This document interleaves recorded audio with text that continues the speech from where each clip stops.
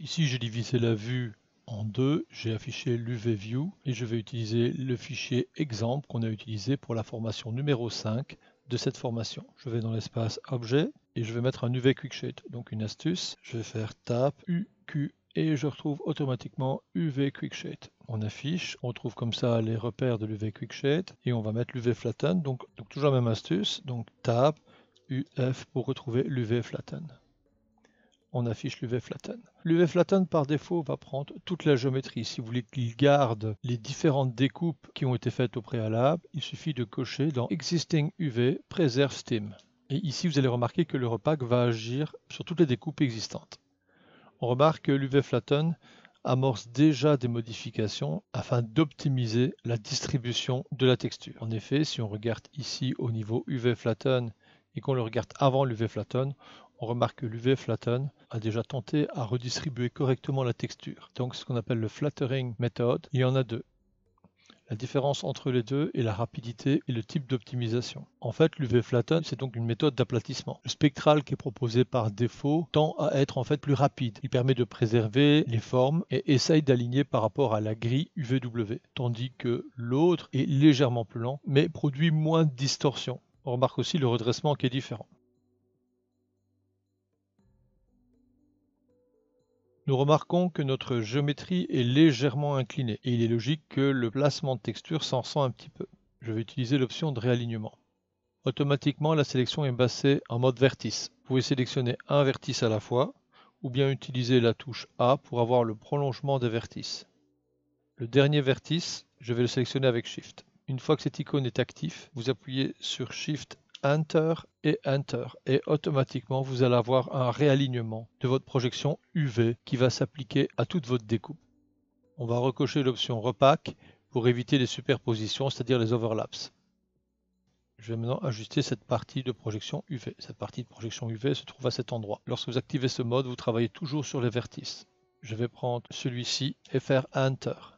Automatiquement, il est punaisé et entraîne avec lui toute la découpe. Le vertice punaisé est reconnu dans le vertex pin. Si vous développez, vous retrouvez comme ça le vertex pin. Vous pouvez rajouter ou supprimer ou désactiver sa contrainte. Vous avez des options de placement. Attention, utilisez des très petites valeurs.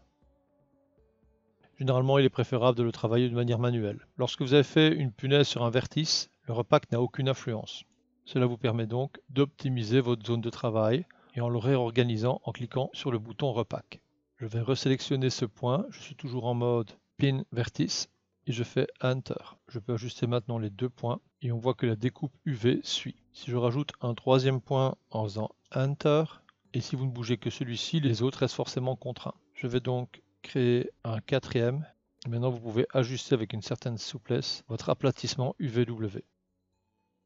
Dans le cas d'overlaps, vous pouvez bien sûr sans aucun problème sélectionner un des points, refaire Enter et contrainte exclusivement cette zone, venir corriger en ajoutant d'autres points de contrainte.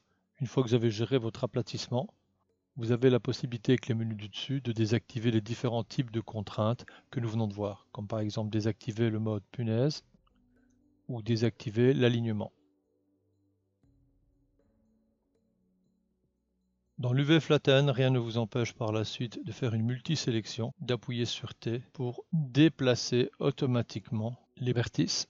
Et vous avez comme ça les valeurs de toutes les punaises qui forcément vont évoluer, ce qui vous permet d'affiner votre ajustement.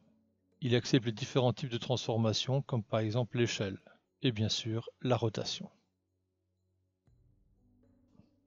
Attention, si cette découpe contient un alignement horizontal de points, les échelles homothétiques vont suivre sans aucun problème, tandis que la rotation est à proscrire.